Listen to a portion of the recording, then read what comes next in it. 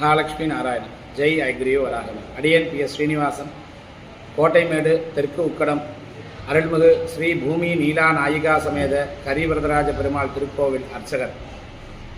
இப்போவும் நிகழும் மங்களகரமான குரோதி வருடம் குரோதி வருடம் மார்கழி மாதம் 26ஆம் நாள் ஜனவரி 10/1/2025 வெள்ளிக்கிழமை இந்த திருநாளில் வைகுண்டேகாசி வைபவம் என்று சொல்லக்கூடிய பரமபவத வாசல் திறப்பு நிகழ்ச்சியானது நம்ம சன்னதியிலே வெகு விமர்சையாக நடைபெற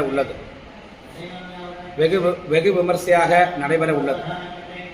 அந்த விழாவானது என்ன ஏற்றம், நம்ம சன்னதியில் என்ன ஏற்றம்னு பார்த்தீங்கன்னா, ஸ்ரீவில்லிபுத்தூர் ஆண்டாள் நாச்சியார் சூடி கொடுத்த சுடரொடிகால்னு சொல்லக்கூடிய ஆண்டாள் நாச்சியார் சாற்றி அருளிய அந்த மாலையை நம் பெருமாள் சாற்றிக்கொண்டு பக்த மகாஜனங்களுக்கு வேண்டிய அனுகிரகங்களை செய்ய நம் பெருமாள் உத்தேசித்து உள்ளார்.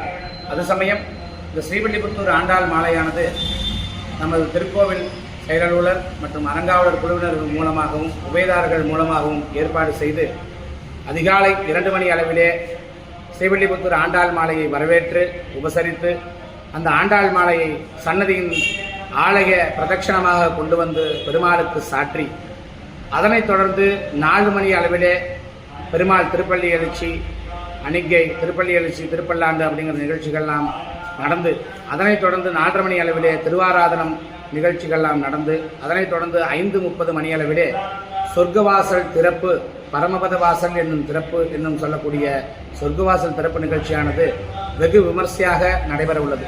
அது சமயம் பக்த மகாஜனங்கள் யாவரும் இந்நிகழ்ச்சியிலே கலந்து கொண்டு பெருமாளின் அனுகிரகம் பெற்று பெருவாழ்வு பெறுமாறு தாழ்வுடன் கேட்டுக்கொள்கிறோம்.